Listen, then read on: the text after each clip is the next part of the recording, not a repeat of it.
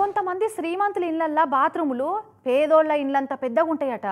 ఇంకొందరు అయితే బాత్రూంలో కుండీలు కూడా బంగారియే చేపించుకుంటారు. కానీ ఇంకో దిక్కేమో బతికేదందుకు శ్రీమంతుల ఇళ్ళల్లో ఉండే బాత్రూమ్లంతా ఇండ్లు కూడా గతుండవు కొంతమందికి. ఇగో వికారాబాద్ జిల్లాలో ఒక ఊళ్ళుండే గీ పెద్ద మనిషికి 8 ఏళ్ల సంది బాత్రూమే ఇల్లైంది. బాత్రూంలోనే తిండి, బాత్రూంలోనే నిద్ర, బాత్రూంలోనే వంట, మొత్తం అనలేనట్ట పాపం.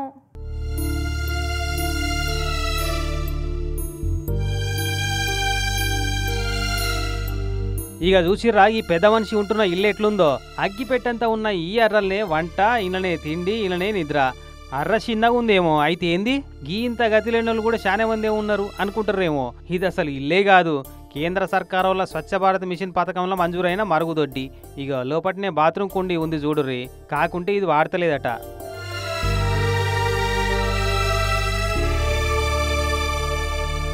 ఏం చెప్తుంది మరి, మంజూరైంది మరుగుదొడ్డే గాని తలదాచుకుంటందుకే దిక్కు లేదని దాన్నే ఇల్లు లెక్క మార్చుకొని బతికేలా తీస్తుందట ఈ ఎర్రోళ్ళ మల్లమ్మ. వికారాబాద్ జిల్లా పరిగి మండలం చిగురాలపల్లిలో ఉంటదంట ఈ మల్లవ్వ. 20 ఏళ్ల కిందట ఇంటాయన కాలం చేసిందట.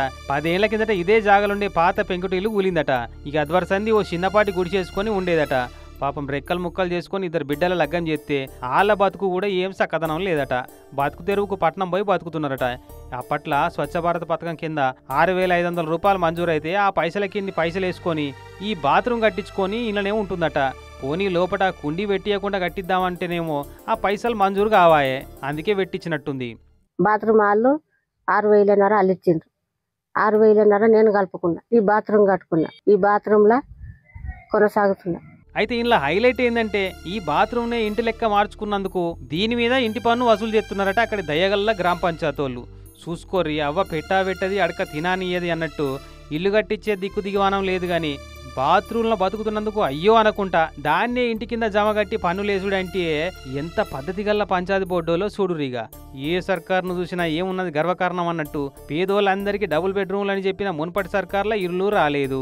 జాగున్నోళ్ళందరికీ ఇల్లు కట్టుకునేందుకు 5 లక్షలు ఇస్తామని చెప్పిన ఇప్పటి సర్కార్లో ఇంకా మంజూరులే మొదలు కాలేదు. ఇక మరి ఈ బాత్రూమ్ ఇంట్లో ఇంకెన్నేళ్ళు ఉండాలనో, ఈ పెద్దమ్మకు ఇల్లు ఎప్పుడు వస్తుందో ఆ భగవంతునికే తెలవాలిగా. నాకేమొద్దు, నాకు ఉండడానికి ఇంత గూడు ఇస్తే అంతే సంతోషం నాకు.